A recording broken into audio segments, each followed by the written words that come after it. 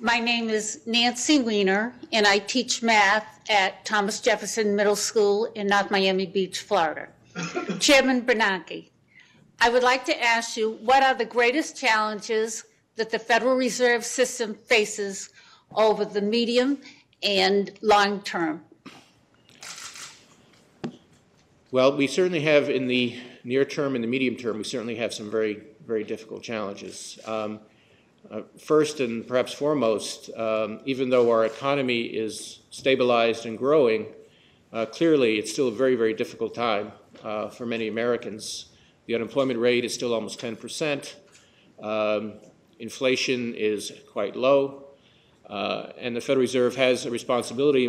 We're certainly not the only policymakers that can affect the state of the economy by any means, but we need to do our part to help the economy recover and help make sure that jobs come back to the United States.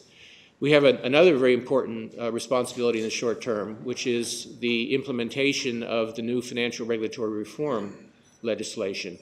The so-called Dodd-Frank Act was passed and signed by the President just in July, and it is essentially the most ambitious overhaul of our system of financial regulation since the 1930s.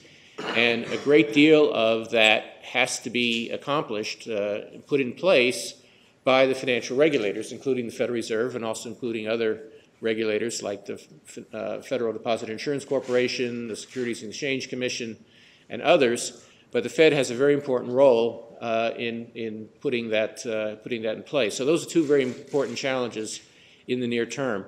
The long term, it's hard to know. It's hard to know where our economy will be and what the Fed's role will be.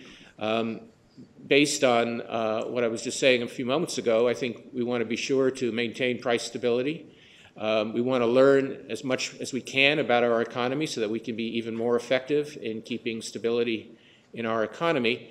And I say one other thing, which is that it's very, very important that the Federal Reserve remain independent, that it remain able to make decisions for the economy based on our views of what the economy needs and not based on short-term political considerations. And so maintaining our independence, maintaining our nonpartisan nature, which is focused on what is the best for the economy and not what is politically expedient, I think that's a really critical thing for us to try to maintain going forward.